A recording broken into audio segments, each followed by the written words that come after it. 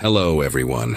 Before we start, make sure to like and subscribe to the channel, and leave a comment with where you're from and what time you're watching. That way, YouTube will keep showing you stories just like this one. Now, let's begin. The apartment was a shoebox on the third floor of a building that smelled like old carpet and whatever the neighbors were cooking. 2 bedrooms, 1 bathroom, and a kitchen so narrow you had to turn sideways to get to the fridge. But in 2015, splitting $800 a month was the only way I could afford to live anywhere near downtown. I worked at a call center with about 40 other people, and when Jason from the evening shift mentioned he needed a place, it seemed like the perfect solution. We'd worked different schedules for 6 months, exchanged maybe 20 words total, but he seemed normal enough. Quiet guy, always had his lunch in a brown paper bag, never caused any drama at work. The day he moved in, he brought 3 boxes and a duffel bag. That should have been my first clue that something was different about him. Within the first week, Jason had already established what I can only describe as a system. He'd labeled his shelf in the fridge with a piece of masking tape that had his initials written in tiny, precise letters. He kept a notebook on the kitchen counter where he'd write down every time he took out the trash or bought toilet paper. At first, I thought he was just really organized, maybe had some bad roommate experiences before. I even found it kind of amusing when he asked if we could schedule our shower times to avoid bathroom conflicts. But then came the locks. One evening I got home to find he'd installed a padlock on his bedroom door. When I asked about it, he just stared at me for a few seconds too long before saying he had sensitive work documents in there. The way he said it, like he was daring me to question him further, made the hair on my arms stand up.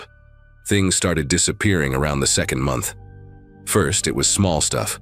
My favorite coffee mug vanished from the kitchen, then a phone charger I always kept plugged in by the couch.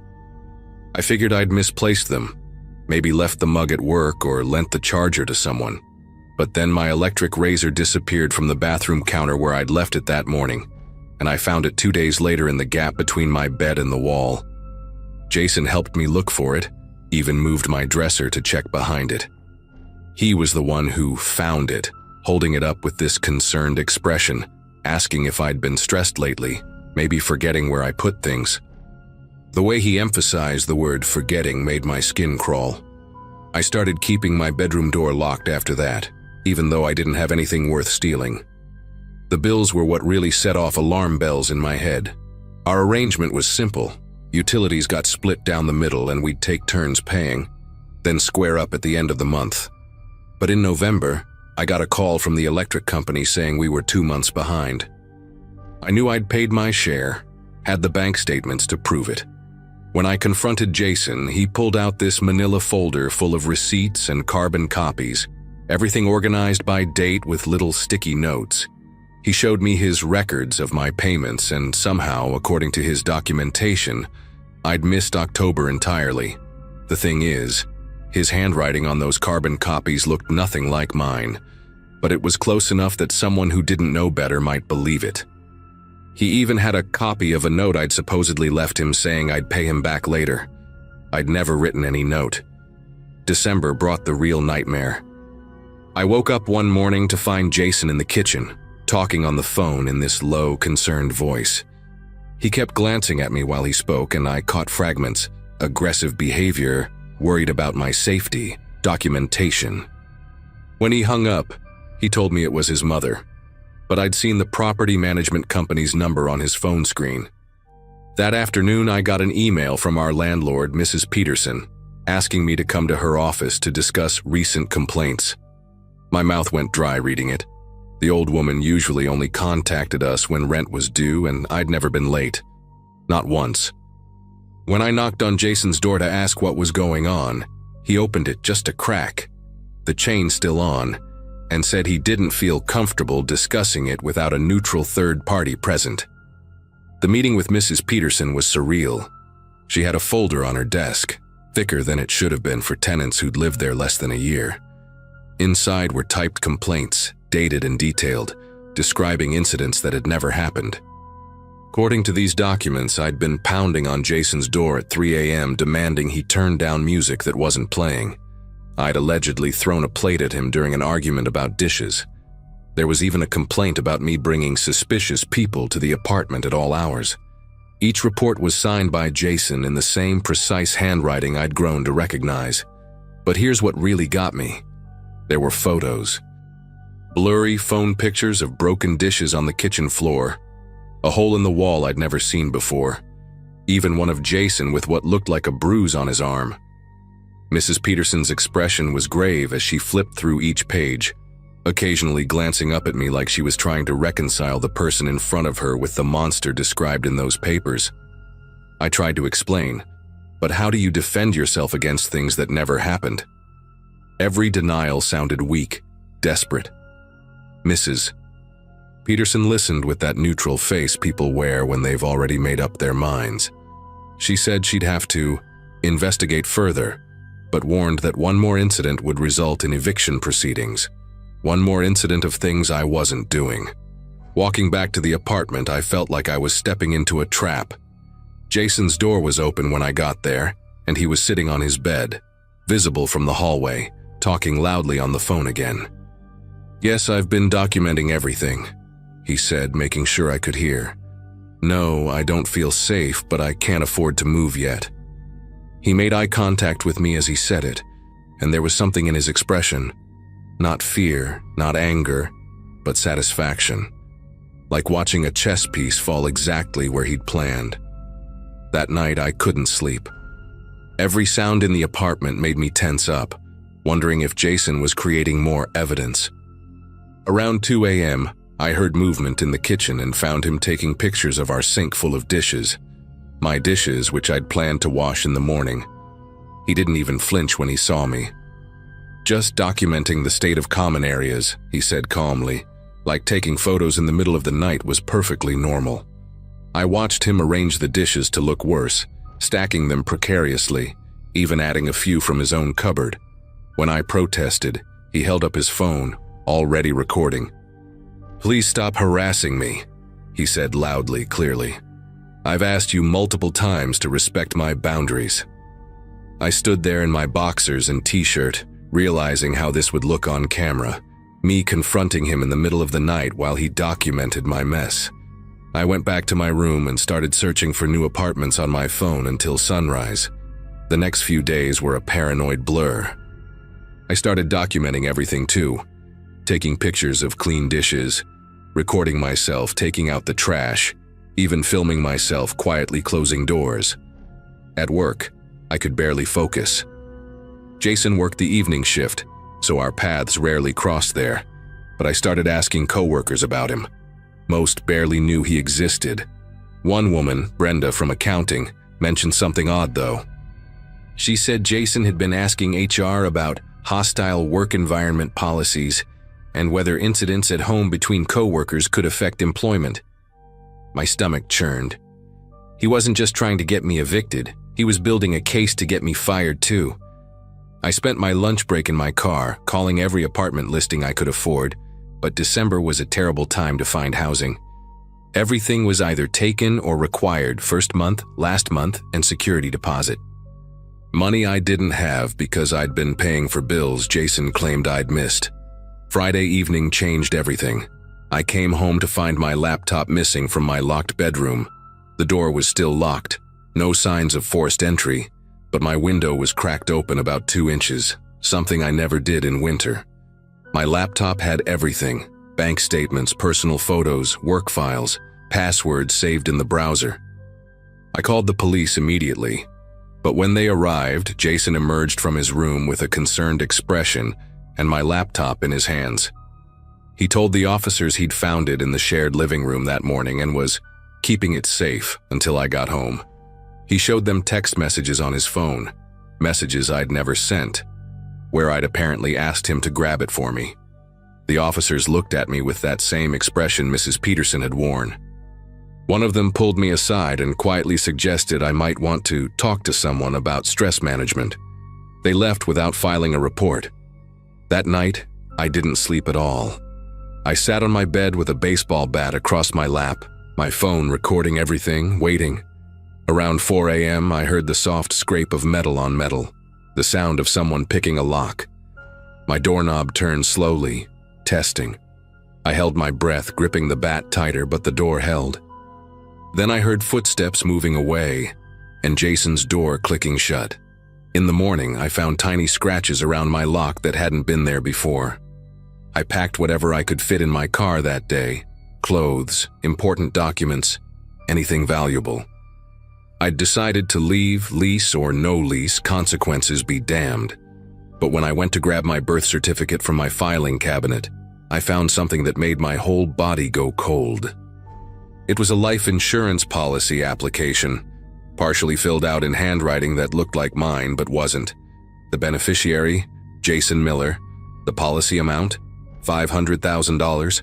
Clipped to it was a photocopy of my driver's license and social security card, documents I kept locked in that same cabinet. I drove straight to the police station with everything: the fake insurance papers, photos of the scratched lock, screenshots of my real bank statements. The detective who listened to my story was more receptive than the uniforms had been, especially when I showed him the insurance application. He said they'd investigate, gave me a case number, told me to find somewhere else to stay immediately. I checked into a motel that night using cash, didn't tell anyone where I was. The next morning, the detective called. They'd brought Jason in for questioning, and he'd admitted to everything, but not in the way you'd think. He claimed it was all performance art, that he was studying human psychology and stress responses for a thesis project. He had notebooks full of observations about me, detailed plans for each escalation, even graphs tracking my behavioral changes. The detective said Jason seemed genuinely confused why everyone was so upset, kept insisting he would have revealed everything before the insurance policy was actually submitted. They charged him with identity theft and attempted fraud. I never went back to the apartment, just paid someone to get my stuff while Jason was in custody. Last I heard, he'd been fired from the call center and evicted by Mrs. Peterson, who was mortified when she learned the truth. I still triple-check my locks and keep my important documents in a safety deposit box. Sometimes I wonder what would have happened if I hadn't found those insurance papers when I did.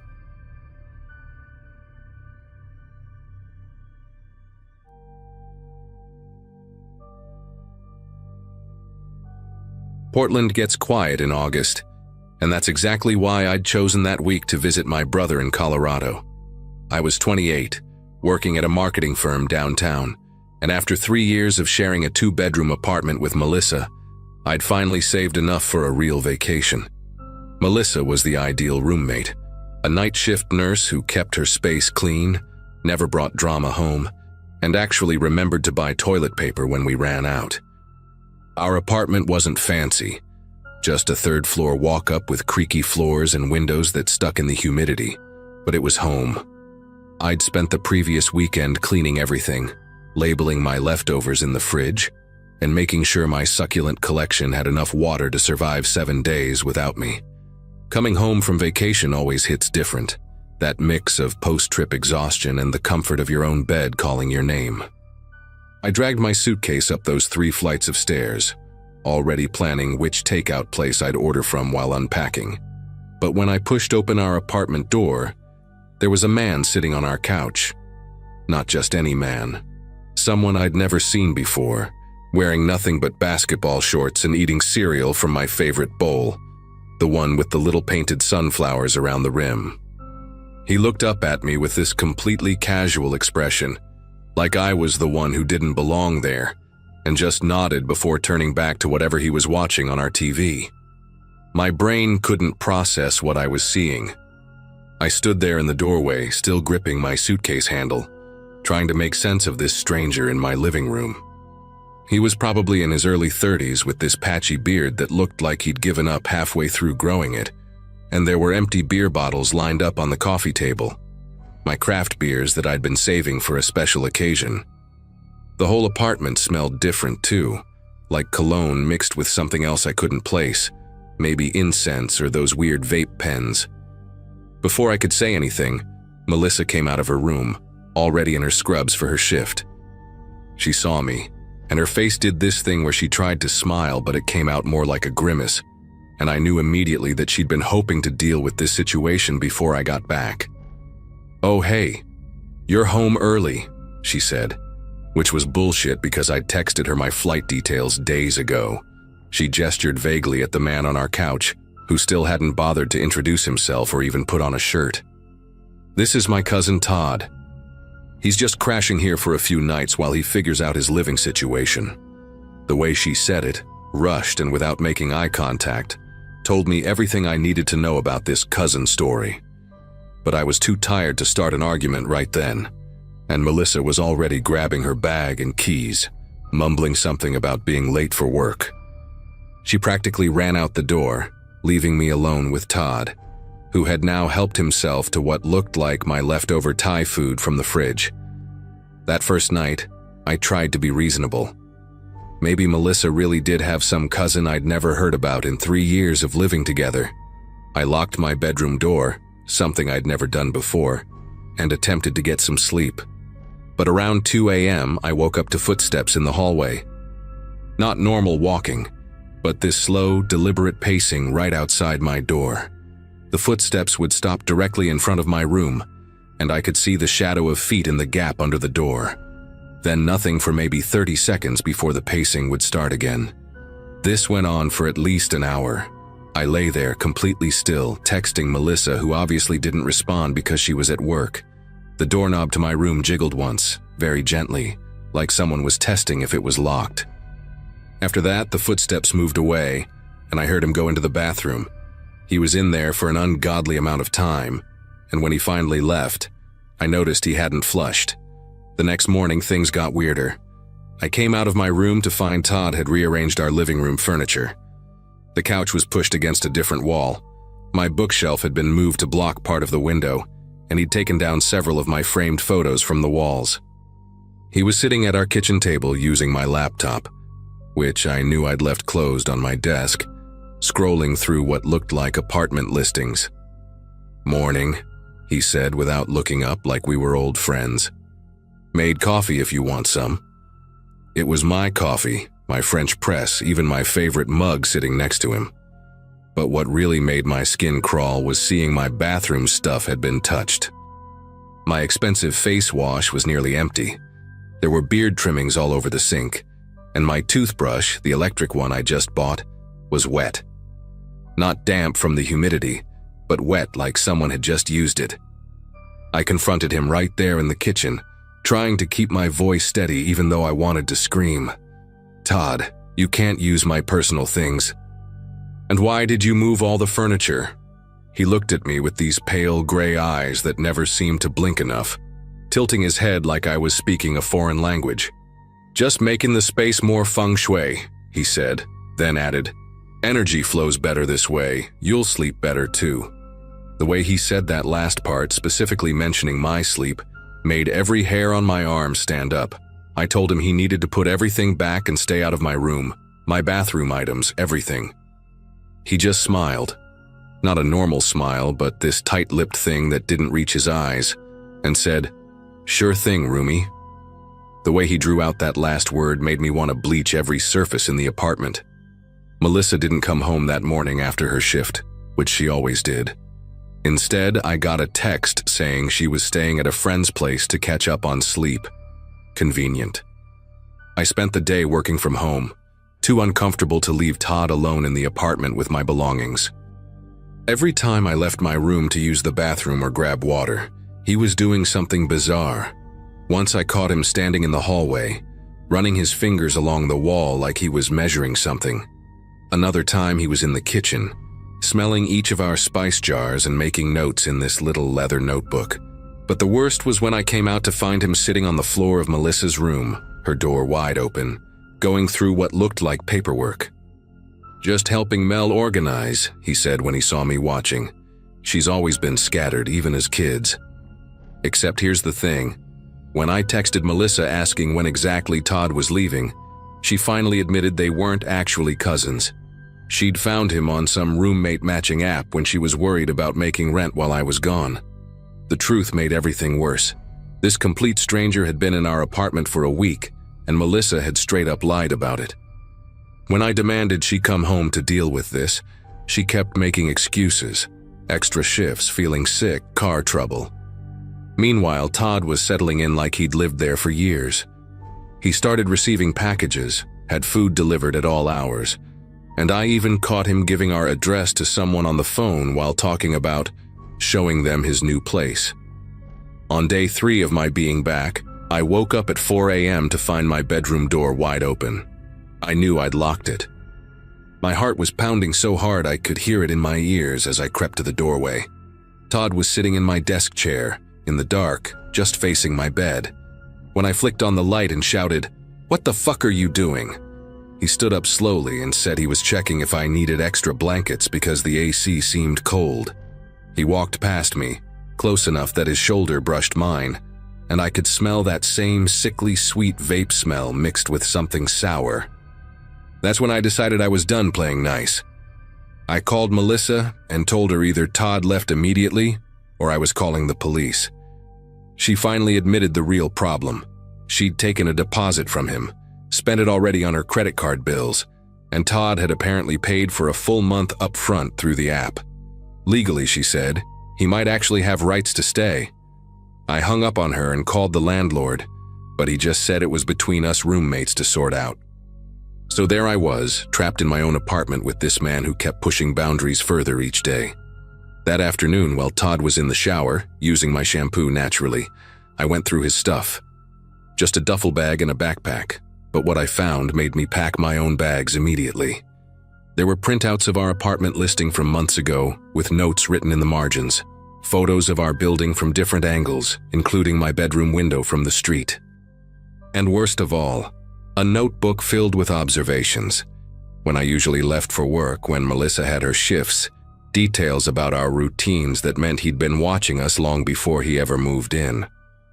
I grabbed my essentials and went straight to my friend Natalie's place across town. From there, I made calls to the police, who said without evidence of an actual crime, it was a civil matter, to a lawyer friend who confirmed that Todd might indeed have tenant rights after paying Melissa, and finally to my dad, who drove up from Eugene that same night. The next morning, my dad and I went back to the apartment with 2 of his construction buddies. Todd was there, sitting in the living room like he owned the place, but his whole demeanor changed when he saw I hadn't come alone. My dad, bless him, didn't even raise his voice. He just stood there, all 6'3" of him, and explained that Todd had exactly 1 hour to pack his things and leave. He mentioned something about knowing the building inspector personally, and how interesting they'd find the illegal subletting situation. Todd tried to argue about his rights, pulled out his phone to show the rental agreement with Melissa. But my dad's construction buddies just started moving Todd's belongings to the hallway. The whole thing took less than 45 minutes. Todd packed up his duffel bag and backpack, muttering about lawsuits and rental laws, but he left. We changed the locks that afternoon. Turns out Melissa had given him a copy of her keys, and I spent the next 2 days deep cleaning everything he might have touched. Melissa never came back. She sent her brother to get her stuff a week later, couldn't even face me herself. I found out later she'd moved back with her parents, probably too ashamed to deal with what she'd put me through. The landlord let me break the lease without penalty, after I showed him the stalking materials I'd found in Todd's bag. I moved to a studio apartment downtown, one with a doorman and security cameras. Sometimes I still think about those notes Todd had written, how long he'd been watching us planning his way in. But mostly, I'm just grateful for that moment when I decided to go through his things, because who knows how much worse it could have gotten if I'd stayed.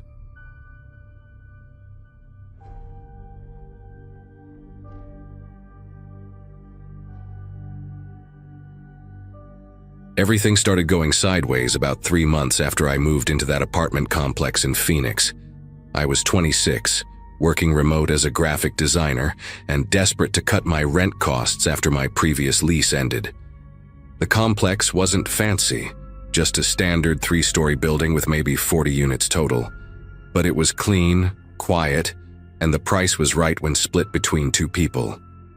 I found my roommate, Brandon, through a Facebook marketplace ad he'd posted looking for someone to share his 2-bedroom unit. He seemed completely normal during our initial coffee meetup. Early 30s, worked night shifts at a warehouse, kept to himself but was friendly enough when we crossed paths. The first couple months were actually great. He paid rent on time, kept the common areas clean, and we'd occasionally share a beer on the balcony while talking about basketball or whatever was on Netflix. The weird stuff began on a Thursday morning in late September, when I woke up to heavy knocking on our door. 2 police officers stood there asking if we'd seen or heard anything unusual the previous night. Apparently, someone had broken into 3 apartments in our building, all on different floors, and stolen electronics, jewelry, and cash. The officers mentioned the break-ins happened between midnight and 4 a.m., always through unlocked windows or sliding doors. I told them I hadn't heard anything since I'd been dead asleep with my noise machine on, and Brandon had been at work during those hours anyway. They took my statement, gave me a card, and reminded me to keep all windows locked. As I closed the door, this uncomfortable tightness settled in my chest. Our complex had always felt so safe. Most residents were young professionals or retired couples who'd lived there for years. The thought of someone creeping through our hallways at night, testing doorknobs and windows, made my skin crawl. Over the next few weeks, more break-ins happened, always following the same pattern. The thief would hit 2 or 3 units in a single night, always between midnight and dawn, always through windows or balcony doors that residents had forgotten to lock. The complex's group chat exploded with paranoid messages and theories. Mrs. Gonzalez from 2B swore she saw a shadow figure in the parking lot. The college kids in 3F installed a Ring camera that only captured blurry footage of possums. What struck me as odd was how the burglar seemed to know exactly which apartments to target. They never attempted locked windows, never triggered any alarms, and somehow avoided every unit with dogs. It was like they had inside knowledge of our building's routines and vulnerabilities. I started double-checking our locks obsessively, even bought one of those security bars for the sliding door. Brandon thought I was overreacting, laughing it off whenever I mentioned the break-ins. "Dude, we're on the 2nd floor and I'm here half the night anyway," he'd say, tossing his warehouse uniform into the laundry basket. "No one's stupid enough to mess with our place." That's when I started noticing Brandon's schedule wasn't as consistent as he claimed. Sure, he left for work around 10 p.m. most nights, but sometimes I'd hear him come back way earlier than his supposed 6 a.m. shift end. He'd always have some explanation ready. Slow night at the warehouse, supervisor let them leave early. Equipment malfunction shut down their section. Reasonable enough, except these early returns started coinciding with the mornings when I'd wake up to police sirens and neighbors gathering in the hallway, whispering about another break-in. I told myself I was being paranoid. That correlation didn't mean causation, but then I noticed other things. Brandon always wore these thin black athletic gloves when he came home, claiming his hands got torn up from handling boxes. He carried the same faded green backpack everywhere, even for quick trips to the convenience store, and would get weirdly defensive if I asked to borrow it. Once I saw him organizing its contents on the kitchen counter. Among the usual stuff like phone chargers and energy drinks, there was a flathead screwdriver, a small flashlight, and what looked like thin pieces of metal that could have been lockpicks. The paranoia really kicked in during the first week of October.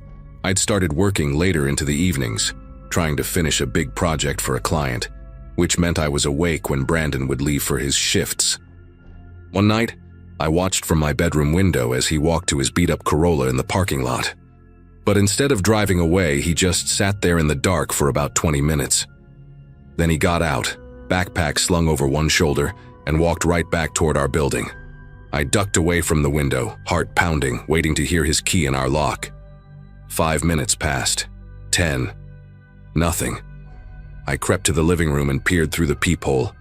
The hallway was empty. Where the hell had he gone? I stayed up another 2 hours, pretending to work on my laptop in the living room, until finally I heard footsteps on our balcony. The sliding door rattled softly, and there was Brandon, slipping inside like it was the most normal thing in the world.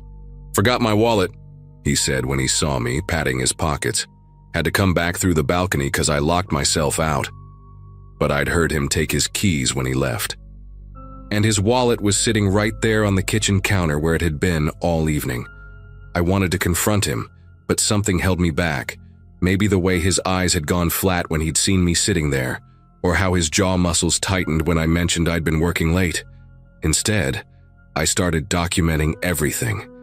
Every time he left, every time he returned, what he was wearing, what he was carrying. I felt like a crazy person, keeping a notebook hidden under my mattress like some paranoid conspiracy theorist. But the pattern was undeniable. October 9th. Brandon leaves at 11:47 p.m., returns at 2:15 a.m. through the balcony, break-in reported in Building C. October 13th. Leaves at 12:30 a.m., back at 3:45 a.m. through the front door this time, 2 units hid in Building A. October 16th. Doesn't leave at all, claims he called in sick, no break-ins reported. The evidence was circumstantial, but it was piling up. I even started sleeping with my bedroom door locked and a baseball bat next to my bed.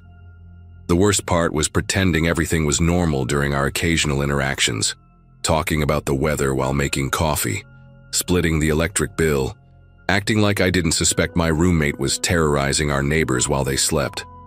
Things escalated on October 22nd. I'd fallen asleep on the couch around 1 a.m., laptop still warm on my chest, when a soft scraping sound pulled me from unconsciousness. Through barely open eyes, I watched Brandon creep through our living room, moving with practiced silence. He wasn't wearing his work uniform. Instead, he had on all black athletic wear and those damn gloves. The scraping sound came from him sliding open our balcony door just wide enough to slip through. I forced myself to stay still, breathing deep and even like I was still asleep, while every muscle in my body tensed. After counting to 30, I rolled off the couch and crawled to the balcony door, peering through the vertical blinds. Brandon was already gone, but I could see a shadow moving along the walkway of the 3rd floor. Then I saw him pause outside apartment 3G, the Johnsons' place. They were an elderly couple who'd mentioned at the mailboxes last week that they were visiting their daughter in Seattle.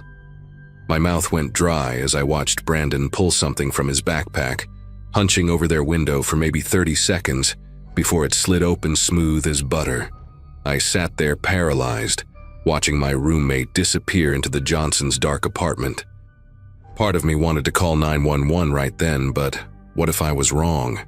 What if he had some legitimate reason to be there? Maybe they'd asked him to water their plants or grab their mail.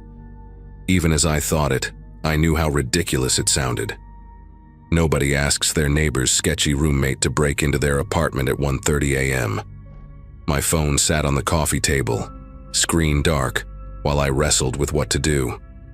Then Brandon emerged, maybe 10 minutes later, his backpack noticeably fuller than before.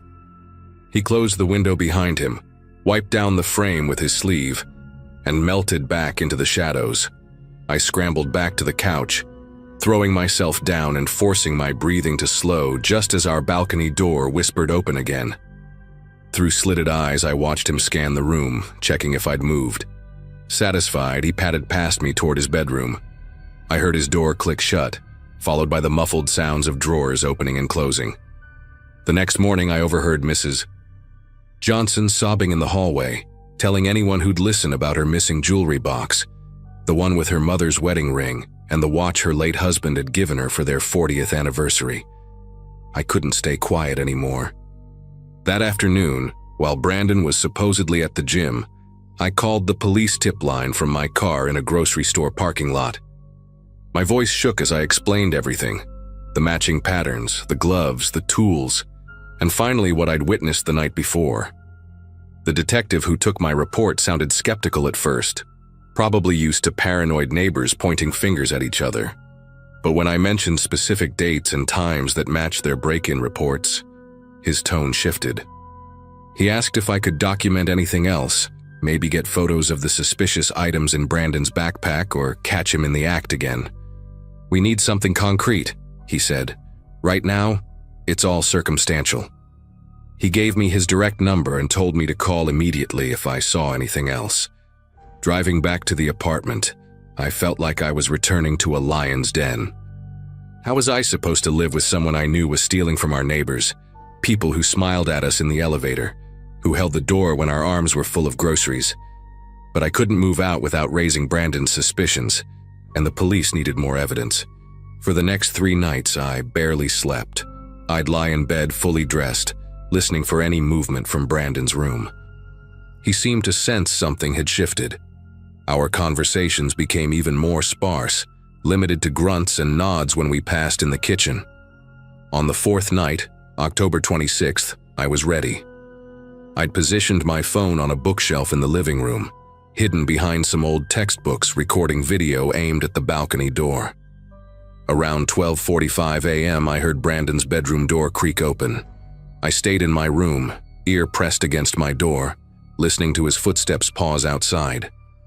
Was he checking if I was asleep? After what felt like hours but was probably 30 seconds, I heard the familiar whisper of the balcony door.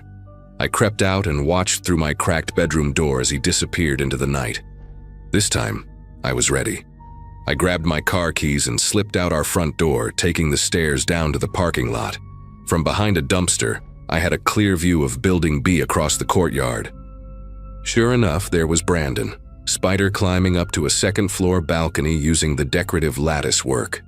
He jimmied the sliding door with something from his backpack, took him less than a minute, and vanished inside.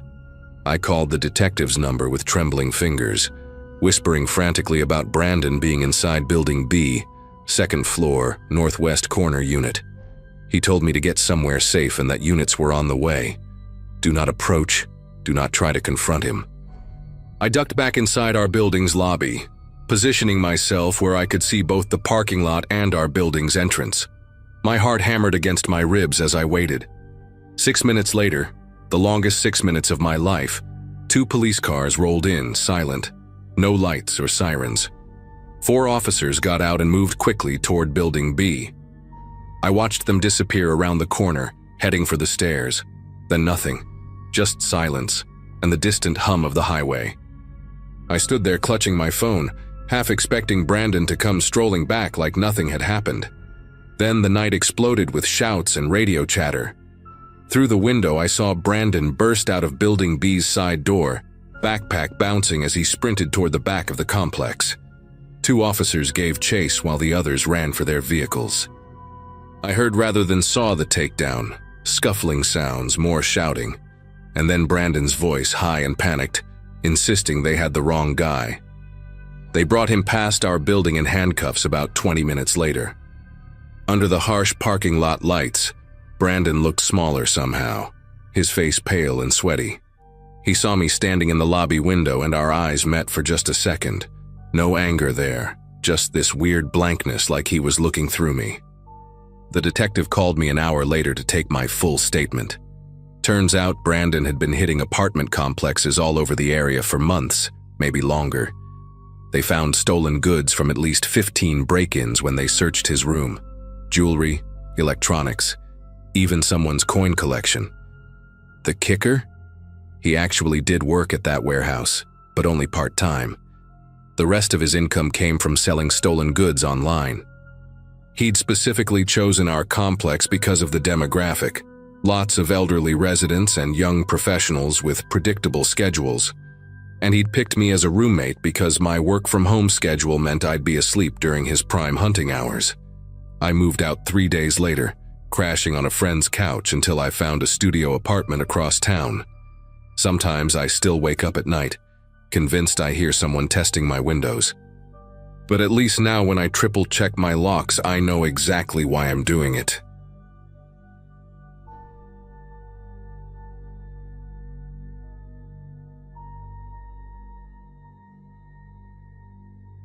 Finding affordable housing in Chicago during the summer of 2022 felt like searching for a needle in a haystack. I just graduated from nursing school and landed my first job at Northwestern Memorial. But with student loans breathing down my neck, I needed something cheap and fast. That's when I stumbled across the Craigslist ad. Furnished room in quiet neighborhood, utilities included, $600 month. The photos showed a clean, spacious bedroom with hardwood floors and plenty of natural light. The owner, a guy named Carl who said he worked in IT, responded within minutes. During our phone call, he sounded professional and mentioned he'd been renting to medical professionals for years because he appreciated their steady schedules and quiet lifestyles. The day I moved in, Carl greeted me at the door wearing khakis and a button-down shirt, looking every bit the suburban professional he claimed to be. He was probably in his early 40s with thinning brown hair and wire-rimmed glasses that gave him an almost scholarly appearance. He helped carry my boxes upstairs, pointing out the shared bathroom, explaining the laundry schedule, and showing me where he kept extra towels and cleaning supplies. The house itself was immaculate, almost eerily so. Every surface gleamed, every book on the shelf stood perfectly aligned, and the air smelled faintly of pine cleaner mixed with something else I couldn't quite place. He mentioned he'd lived there alone since his divorce 3 years ago, and preferred having a roommate for the extra income and company. The first week went smoothly enough. Carl worked from home, but he kept to his office most of the day, only emerging for meals and the occasional small talk in the kitchen. He'd ask about my shifts at the hospital, recommend local restaurants, and share bits about the neighborhood's history. One evening, while I was making dinner after a 12-hour shift, he appeared in the doorway holding 2 glasses of wine. "Thought you might need this after dealing with patients all day," he said, that eager-to-please smile stretching across his face. I accepted politely, though I really just wanted to eat and crash. We sat at the kitchen table while he launched into stories about his travels to Eastern Europe, his collection of vintage computers, and his thoughts on the best jogging routes in the area. His enthusiasm was almost overwhelming, but I chalked it up to him being lonely after living alone for so long. By the second week, the dinner invitations became more frequent. "There's this new Thai place that just opened," he'd say, hovering by my door. Or I got us tickets to the architecture boat tour this Saturday. Each time I declined, citing exhaustion, prior plans, or needing to study for my certification exams, his face would tighten just slightly before returning to that practiced smile. The rejection seemed to accumulate in the air between us like static electricity. He started leaving passive-aggressive notes about dishes left in the sink for more than an hour, or how the front door needed to be locked a specific way. One morning I found a printed article about roommate etiquette, taped to the refrigerator, with certain lines highlighted in yellow. "Good roommates make time for household bonding," and "living together requires mutual effort and engagement." The atmosphere in the house shifted like a barometric pressure drop before a storm. Carl's footsteps grew heavier on the stairs, and he'd started timing his exits from his office to coincide with my arrivals home. He'd be waiting in the kitchen, always with some comment about my schedule or appearance. "Those scrubs make you look tired," he'd observe, or "Working nights again? That's not healthy for a young woman." His tone carried a strange mixture of concern and condescension that made my skin crawl. I started changing at the hospital before coming home, taking longer routes, anything to minimize our interactions, but he seemed to track my patterns, adjusting his own schedule accordingly. The house began to feel less like a home, and more like a cage where I was constantly being observed. That's when I decided to install a lock on my bedroom door. It seemed like a reasonable precaution. Lots of people with roommates had bedroom locks, right? I picked up a simple deadbolt from Home Depot on my day off, waiting until Carl left for what he called his weekly grocery run to install it. The whole process took maybe 20 minutes, and I felt an immediate sense of relief when I heard that satisfying click of the bolt sliding into place. But when Carl returned, the sound of grocery bags hitting the counter was followed by an ominous silence. I heard his footsteps climb the stairs, pause outside my door, then continue to his room. For the rest of that evening, the house was eerily quiet, except for the occasional slam of a cabinet door or the aggressive clatter of dishes in the sink. 3 nights later, I woke to the sound of my doorknob rattling. The digital clock on my nightstand glowed 2:47 a.m. in angry red numbers. The rattling stopped, followed by a soft knock, then another, harder. "Hey, we need to talk about the lock." Carl's voice came through the door, thick and slurred. The smell of bourbon seeped through the gap under the door like fog. "This is my house, my property. You can't just make modifications without discussing it." His words tumbled over each other, punctuated by the occasional hiccup. I lay perfectly still, hoping he'd think I was asleep and go away. But the knocking turned to pounding, each blow making the door frame shudder. "I know you're awake. Your light was on 5 minutes ago." How did he know that? My blackout curtains were drawn tight. The pounding continued for what felt like hours, but was probably only 10 minutes before I heard him stumble back to his room, muttering something about ungrateful bitches. The next morning I found him in the kitchen making coffee as if nothing had happened. His hair was neatly combed, his shirt pressed, that familiar smile plastered across his face. "Morning. Hope I didn't wake you last night. I had a bit too much at my book club." He slid a mug across the counter toward me. "Peace offering?" I stared at the coffee, noticing how his hand lingered near mine, how his eyes tracked my every movement. That's when I spotted it, a small white device plugged into the outlet behind the toaster. It looked exactly like one of those plug-in air fresheners, complete with a little vented top, but something about it seemed wrong.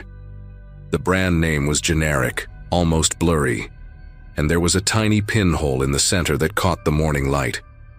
My pulse quickened as I remembered seeing identical devices throughout the house.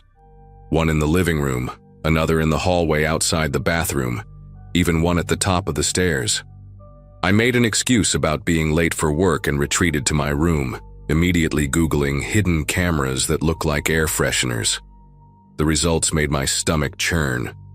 Page after page of spy cameras designed to look exactly like what I'd seen, complete with motion detection and live streaming capabilities.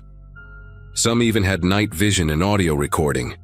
I thought about all the times I'd walked through those common areas in just a towel after showering, all the phone conversations I'd had in the living room, all the moments I thought I'd had privacy. But I needed proof before I could do anything. That afternoon, while Carl was on a conference call, I crept downstairs and carefully unplugged the device in the kitchen. Sure enough, behind the fake vented cover was a tiny camera lens and an SD card slot. My hands trembled as I plugged it back in, trying to position it exactly as I'd found it. I knew I had to get out, but I also needed evidence. That evening, I waited until Carl went to bed before searching the house more thoroughly.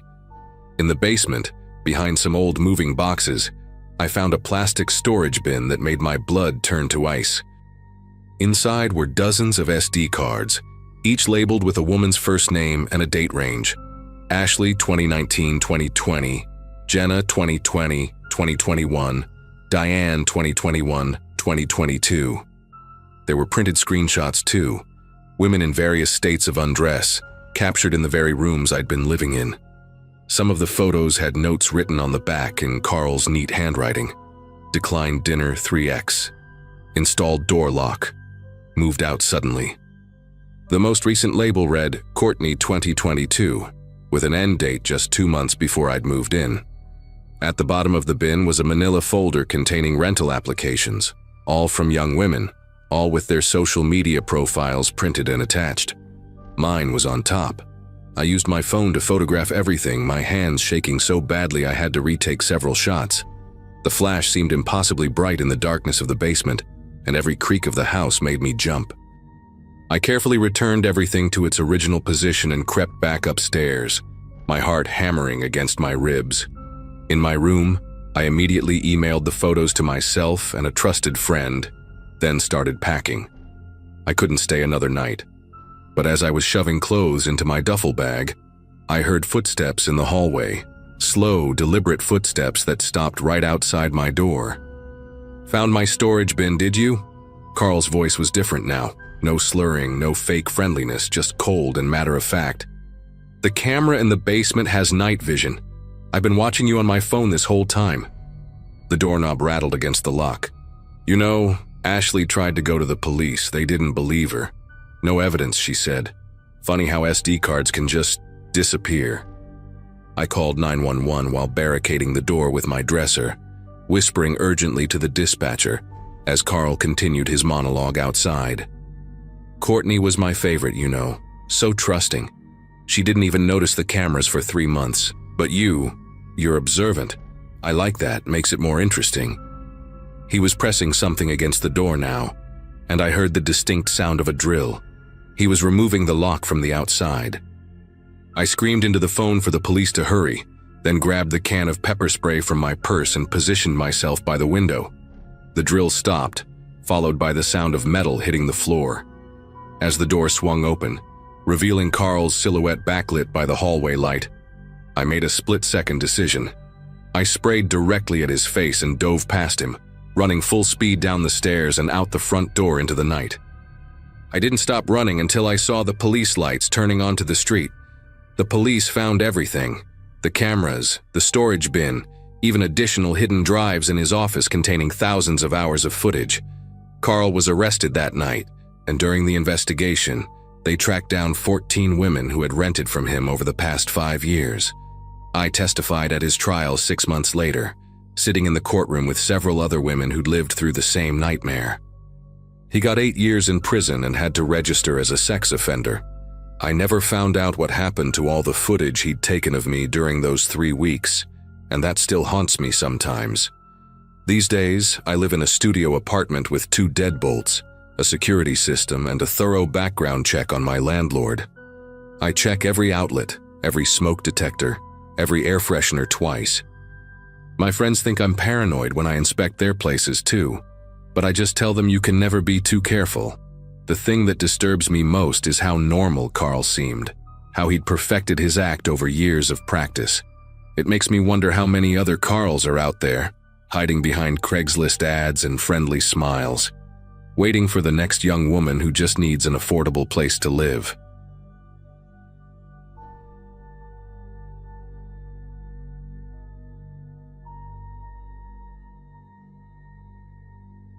The spring semester of 2023 started with me desperate for housing near campus.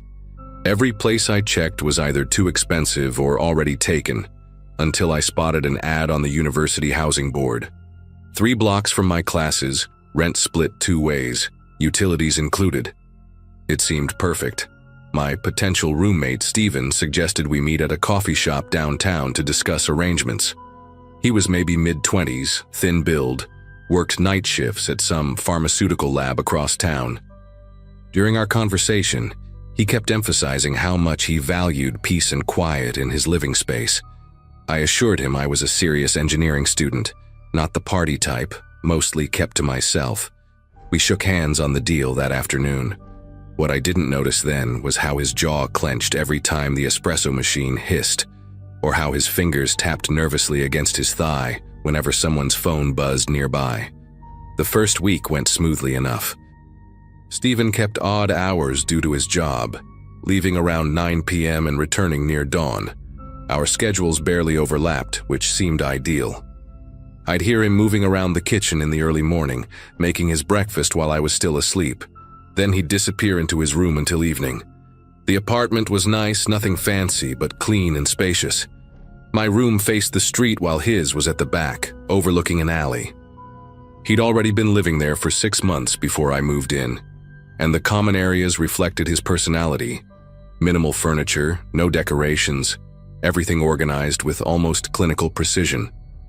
The only personal touch was a small whiteboard by the front door, where he'd leave notes about shared expenses or maintenance issues. Problems started with my alarm clock. I had an 8 a.m. thermodynamics class on Mondays, Wednesdays, and Fridays, which meant setting my phone alarm for 6:45 to give myself time to shower and grab breakfast. The first Monday of the semester, my alarm went off as usual. Nothing loud, just the standard iPhone chime. 20 minutes later, I found a note slipped under my door, written in small, cramped handwriting. Please consider using vibration mode for alarms. Some of us are trying to sleep after working all night. S. Fair enough, I thought. He worked nights, needed his rest. I switched to vibrate and thought that would be the end of it. Except my phone, placed on the wooden nightstand, made this buzzing sound against the wood that apparently traveled through the walls. The next note was less polite. The vibration is worse than the sound. Can hear it through the wall. Must stop. I tried everything to accommodate him. Bought a thick rubber mat to place under my phone, thinking it would absorb the vibration. Started putting the phone under my pillow, though I worried about sleeping through the alarm. Even bought one of those sunrise simulation alarm clocks that wake you with gradual light instead of sound. Nothing satisfied Stephen. The notes kept coming, each one more aggressive than the last. He started leaving them in strange places, tucked into my textbooks, taped to my laptop screen, even once inside a cereal box I'd just opened. The handwriting got messier, more erratic. One particularly disturbing note simply read, "Every sound you make is recorded. Every single one." I started noticing things around the apartment too. My electronics would act strangely. My laptop would randomly shut down.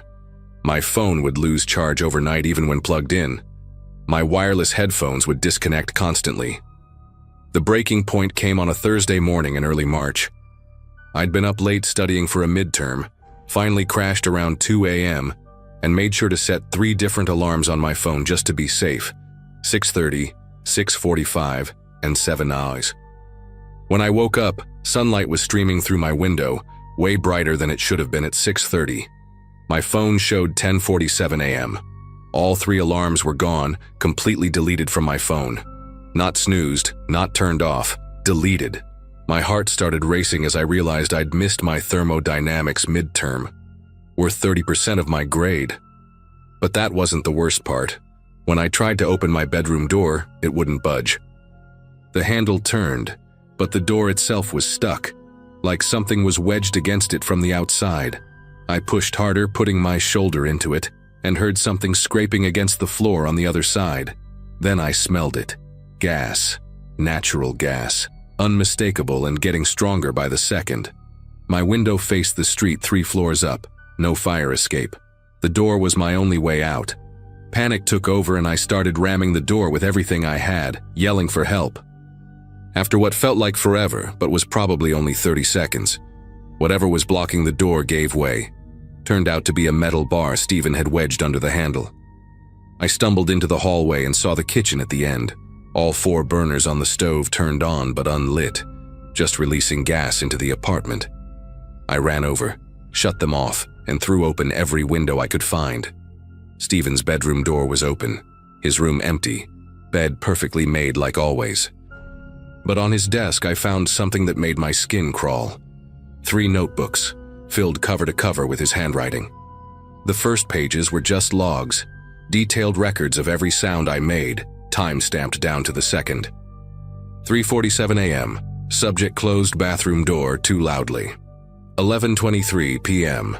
Subject's typing speed indicates anger or frustration. But as the entries went on, they got darker. The second notebook was filled with what he called correction methods. Detailed plans for teaching people lessons about noise pollution. Some entries described past roommates. Apparently, I wasn't his first victim. One entry from 6 months earlier talked about a girl named Amy who played music too loud. Replaced her speaker wires with defective ones. Watching her frustration as they cut out randomly was satisfying, but not enough. She moved out before phase 2.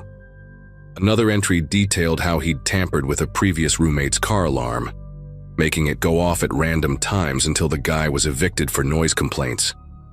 But the entries about me were the most detailed. Pages and pages analyzing my sleep patterns, my study habits. Which sounds bothered him most?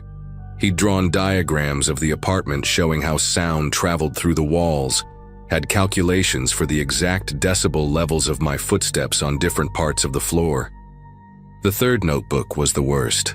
Fantasy scenarios, each more violent than the last, about what he wanted to do to people who disturbed his peace. The gas wasn't even his most elaborate plan for me. One entry, dated just 2 days earlier, described how he'd considered loosening the bolts on my desk chair so it would collapse during a study session, hopefully causing me to hit my head on the desk edge. Another detailed plan involved contaminating my food with syrup of ipecac to make me violently ill before an important exam. The last entry, written in larger, more agitated script, simply said, "Tomorrow morning, no more alarms. Ever." I grabbed all 3 notebooks and got out of there, called 911 from the street.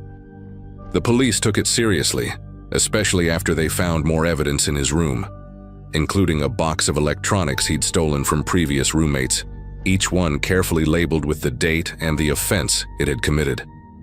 They tracked Stephen down at his workplace that same day. Turns out the pharmaceutical lab had recently put him on administrative leave for erratic behavior.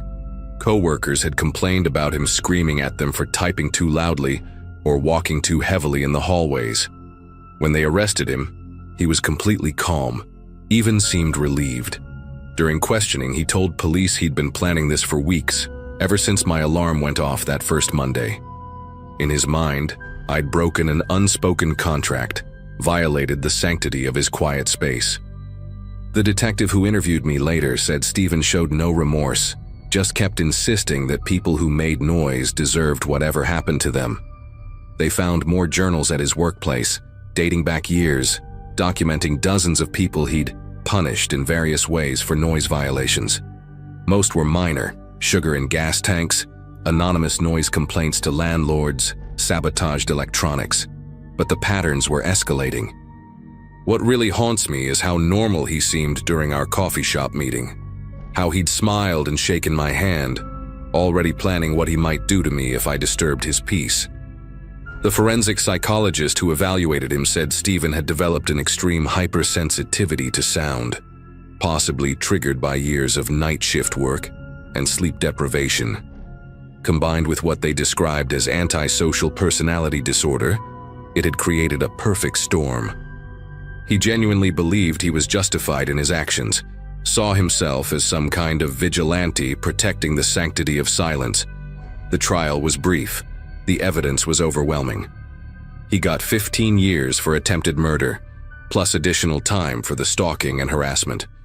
His lawyer tried to argue for an insanity defense, but the methodical nature of his planning, the detailed journals, the careful escalation, all showed he knew exactly what he was doing. But here's where it gets stranger. When the police arrived at Stephen's workplace, he was gone. His supervisor said he'd clocked in that morning but disappeared around 10 a.m., right around the time I was breaking out of the apartment.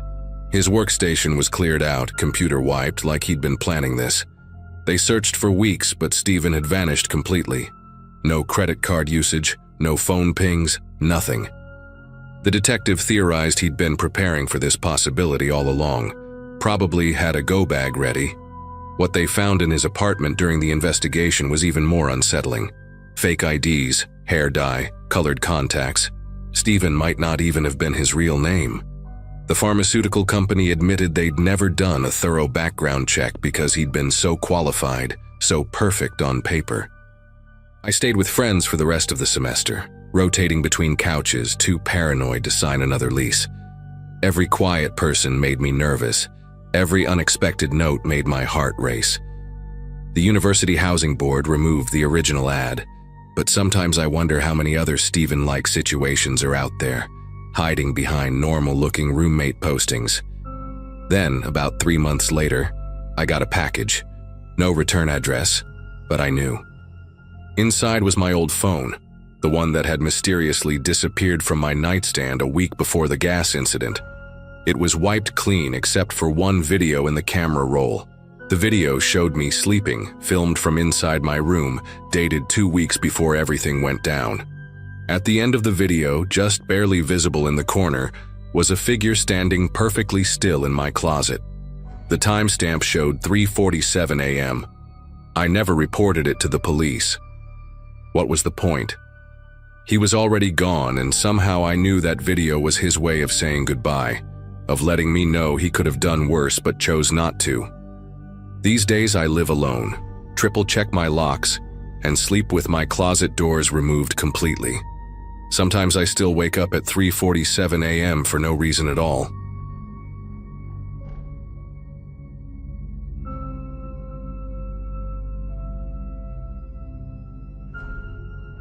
Last winter was brutal in Boston, and I was desperate for a place to live after my previous roommate situation imploded. I'd been sleeping on couches for 8 weeks, showering at the gym, living out of 2 suitcases while frantically searching for anything affordable.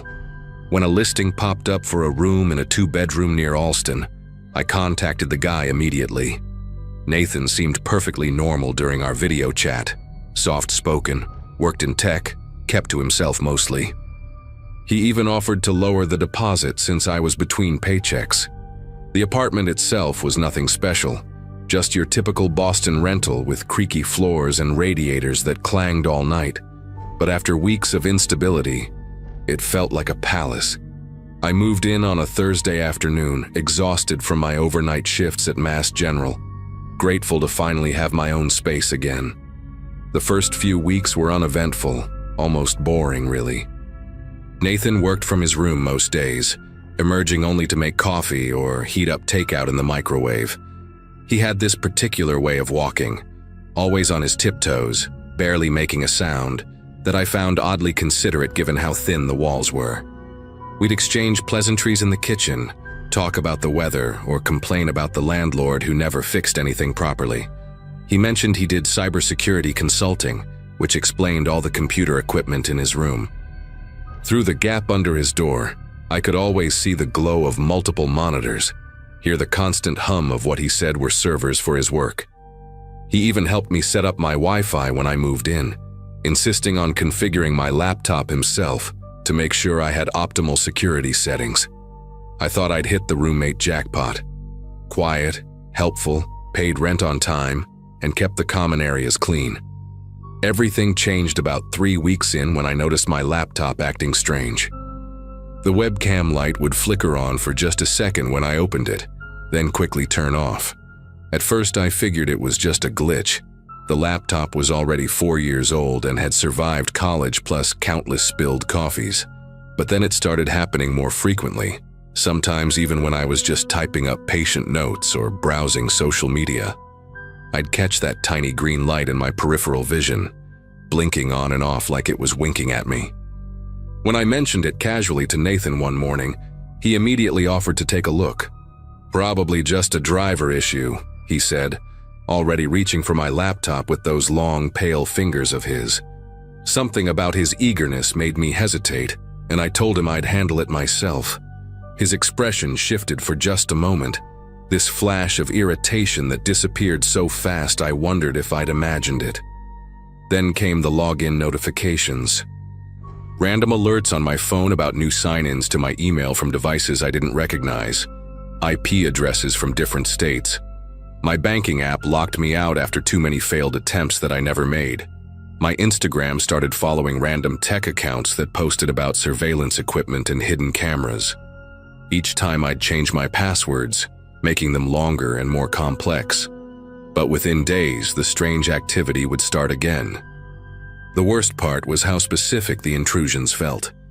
Whoever was doing this would log into my Spotify at 3 a.m. and play my recently listened playlist on repeat, or add items to my Amazon cart that I'd been browsing earlier. They'd mark emails as read that I knew I hadn't opened yet, little violations that made me question my own memory. I started paying closer attention to Nathan's behavior after that.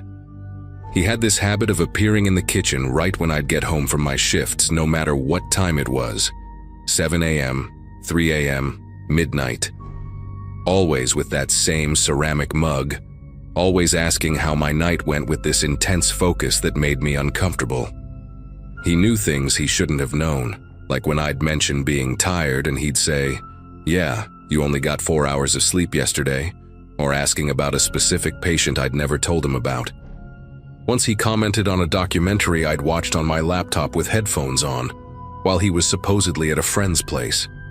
When I confronted him about it, he just laughed and said the walls were thinner than I realized, that he must have heard it through the ventilation system. But I knew I'd been wearing noise-canceling headphones the entire time. The breaking point came on a Saturday when Nathan left for what he said was a weekend coding boot camp. Finally having the apartment to myself, I decided to deep clean everything, including checking behind furniture for dust bunnies and lost items. That's when I found it, a small USB drive wrapped in black electrical tape, stuck to the underside of my desk with mounting putty. My heart hammered as I peeled it off, the adhesive leaving residue on my fingers. Against my better judgment, I plugged it into my old laptop, not my current one, and found folders with my name, containing screenshots of my emails, browsing history, even copies of my work schedules and patient notes. But that wasn't the worst discovery. In my bathroom, while cleaning the ceiling fixtures, I noticed the smoke detector looked different from the one in the hallway. The screws were newer, shinier, and when I stood on the toilet to get a closer look, I could see a tiny lens nestled between the ventilation slots. My whole body went numb staring at that camera. How long had it been there? How many showers had I taken? How many private moments had been recorded? I grabbed a screwdriver from the kitchen drawer and carefully removed the detector, my disgust growing as I saw the sophisticated setup. A tiny wireless camera connected to a battery pack, all fitted perfectly inside the modified detector housing.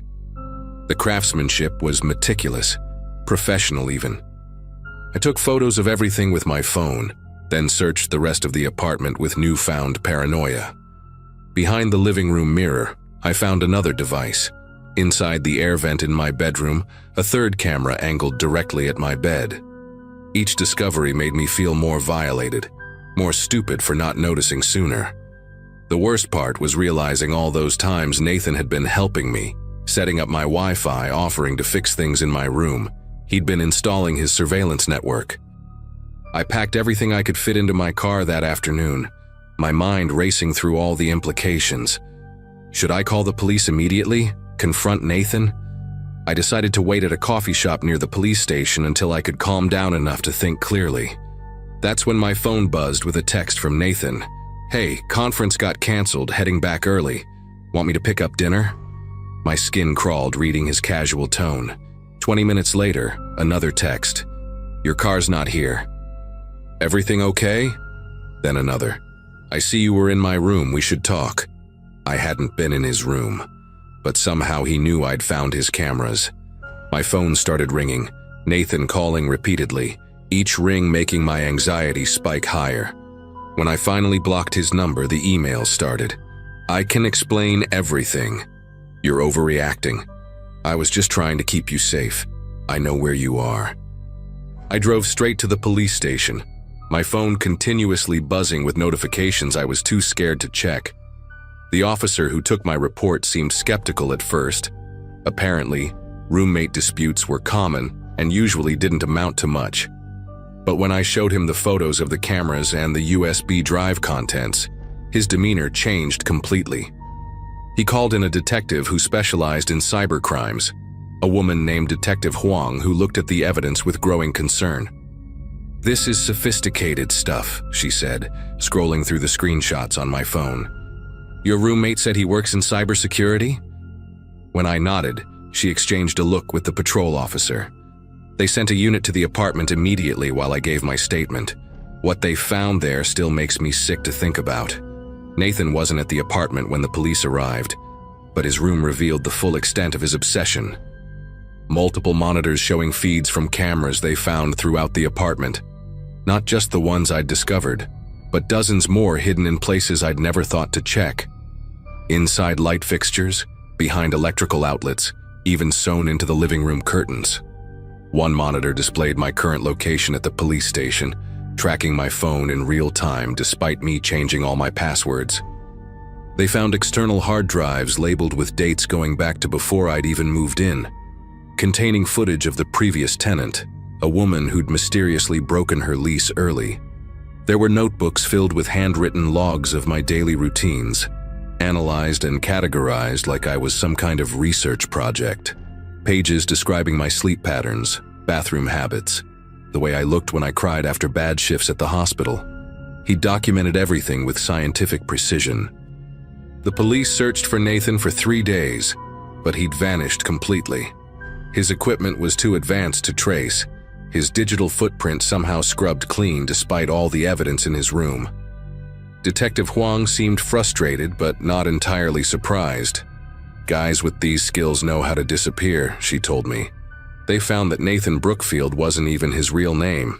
The ID he'd used for the lease was an expertly crafted fake. His background check had been hacked and modified. Even his fingerprints led nowhere. A week later, the cameras in the apartment started turning back on one by one. their little red lights glowing in the darkness despite being disconnected from any power source. The landlord refused to believe me, said I was paranoid, threatened to keep my deposit if I broke the lease. So I left anyway, stayed in a motel outside the city while looking for a new place. That was 8 months ago. I've moved 3 times since then, each time to a different state, but the strange incidents follow me everywhere. My devices still glitch in that familiar way. My accounts still get those unauthorized login attempts. Sometimes I'll walk into my apartment and things will be slightly different. A book moved, a window cracked open that I know I locked. The police in each new city listen politely, but say there's nothing they can do without proof. I've stopped trying to explain. I've learned to live with it now, this constant presence in my life. I leave notes for him sometimes next to my laptop. I know you're watching. Once, I came home to find a response typed on my screen. I know you know. We exist in this strange symbiosis now. Him watching, me performing normalcy. I don't know his real name or face anymore, but he knows everything about me. Some nights I wonder if he's even real, or if I've invented this digital ghost to explain the unexplainable violations I experienced. But then my webcam light flickers, just for a second, and I know he's still there.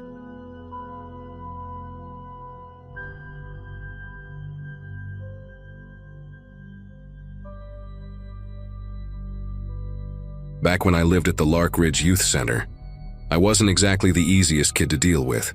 I'd gotten into fights, skipped school, got caught stealing dumb stuff from a gas station, all that led the court to place me there instead of juvie.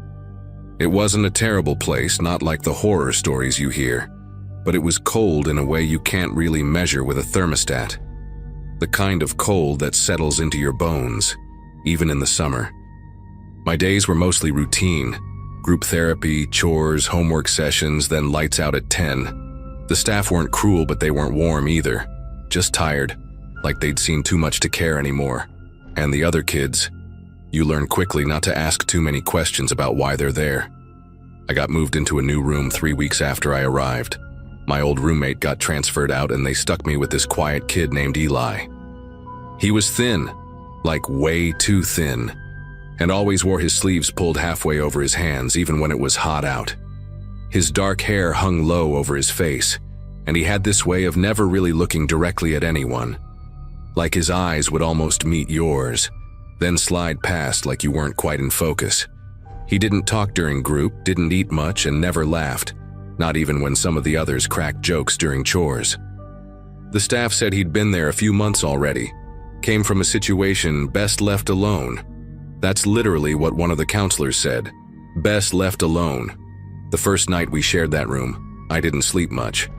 It wasn't because of the creaky bed or the humming air vent. I'd already gotten used to that. It was because around midnight, I heard him whispering. Not like muttering to himself or talking in his sleep. It was whispering in full sentences, like he was answering someone. Pausing, then responding again.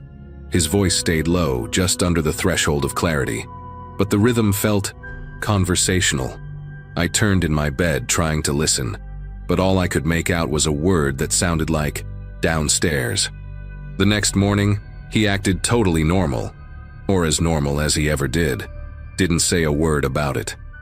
I told myself he was probably dreaming, or maybe just processing stuff the only way he could. But it kept happening, every single night. Sometimes I'd wake up around 2 or 3 and hear him whispering again. Always those same careful pauses. A few times I even thought I heard another voice answering, something too soft to be real, but definitely not Eli's. One night I asked him about it the next morning, just casually like, "You were talking in your sleep last night." He didn't even blink, just shrugged and said, "I don't remember dreaming." Then he walked out of the room before I could say anything else. A few days later, I noticed something strange with the door to our room. It didn't latch right anymore. Every night before bed, I'd push it closed, and every morning it was cracked open just an inch or two. I wasn't imagining it. I started stacking one of my textbooks against the bottom to mark it, and sure enough, every morning it had been pushed aside. I asked Eli about it directly once, and he just blinked at me like I was talking nonsense. "Maybe staff checks in," he mumbled, but I knew they didn't, at least not during the window from midnight to 5. They had cameras in the hallway, and I'd have been written up if someone saw me up that late. No one said a word. That weekend, I skipped the group movie night to stay in the room and wait. Eli had gone down for dinner early, so I stayed behind pretending to be asleep when he came back. He thought I was out cold. Around 11:45, he sat up in bed. No sound, no movement, just suddenly upright like a puppet being pulled. Then he got out of bed barefoot and walked to the door. He didn't even check if I was watching, just turned the knob and stepped out into the hall without bothering to close it behind him. I stayed frozen in bed, listening. Nothing. Just that quiet buzz from the light over the bathroom sink down the hall. After maybe 5 minutes, curiosity got the better of me. I slipped out of bed and followed. The hallway lights were dimmed for night mode and the silence was heavy, like the whole building was holding its breath. I crept past the bathrooms, past the game room, and toward the stairwell. The center only had 2 floors and our room was up top. I peeked over the railing and that's when I saw him. Eli was standing at the bottom of the stairs, completely still, facing the basement door. Now here's the thing, we weren't allowed in the basement. Staff said it was just old records and equipment and the door was always locked. But he was just standing there, not moving, like he was waiting. Then the door opened. I swear to you, it opened on its own. Just a slow, steady creak inward. No one on the other side. Eli didn't flinch. He stepped forward and slipped inside like he'd done it 100 times. The door started to close behind him, and I felt this surge of panic. I didn't know why, but I knew I couldn't let it shut. I raced down the stairs and caught it just in time, holding it with my foot. The air that came out of that room wasn't cold exactly. It felt stale, like it hadn't moved in years. There was a faint smell too, like rusted metal and mold. I hesitated, then stepped inside. The basement wasn't what I expected. There were no shelves of paperwork or broken furniture, just an empty, narrow corridor lit by a single flickering bulb at the far end. The walls were concrete, but not like the rest of the building. These were darker, like they'd been painted over dozens of times. I followed the sound of footsteps, keeping close to the wall. At the end of the hallway, there was a door slightly ajar, and beyond it I could hear Eli whispering again. But this time there was no pause between his sentences. It was a stream of low, rushed words, almost like chanting. I couldn't make out what he was saying, but something about the tone made my teeth clench. I pushed the door open a bit more. Inside was a small, windowless room with nothing but a desk and a rusted metal cabinet in the corner. Eli was standing with his back to me, both hands pressed flat against the wall like he was bracing himself. There was no one else in there. No furniture, no staff, just him. And yet, he kept speaking, like he was trying to convince someone of something. I remember backing up slowly, unsure whether to confront him or leave before he noticed me. And then I heard it. A voice. Not his. It came from the other side of the room, low and croaky, like wood splintering under pressure. One word. Stay. I ran. I didn't even look back. I sprinted up the stairs, slammed the door shut behind me, and bolted to the night guard's office. I told him Eli was in the basement, that I'd seen the door open on its own, that I heard someone else down there. He didn't believe a word, obviously, said I was dreaming or messing with him, but he agreed to check it out to teach me a lesson. I sat in the hallway while he went down. 10 minutes passed, then 15. When he came back up, he looked different. He didn't yell, didn't scold me, just quietly said, "There's no one down there," and walked back to his office without another word. I didn't sleep that night. Eli was gone by morning. Staff claimed his mother had picked him up, that his case had been resolved, but no one ever came to get him. I knew because I sat by the front window all morning pretending to read. There was no car, no visitor, just a van that showed up hours later with a new kid like Eli had never existed. I asked about him. The others shrugged it off. Even the counselors avoided the topic. I checked the file cabinet in the common room where they kept intake papers. His folder was gone, like he'd been erased. I still think about that voice. Not Eli's, but the one that answered him. It didn't sound human. It sounded ancient and wrong, like it had been trapped down there for too long. I never went near that basement again. A month later, I was transferred to a smaller center upstate, and I never heard from anyone at Larkridge again. But sometimes, late at night, I remember how that door opened on its own. And I wonder if Eli was ever really talking to himself.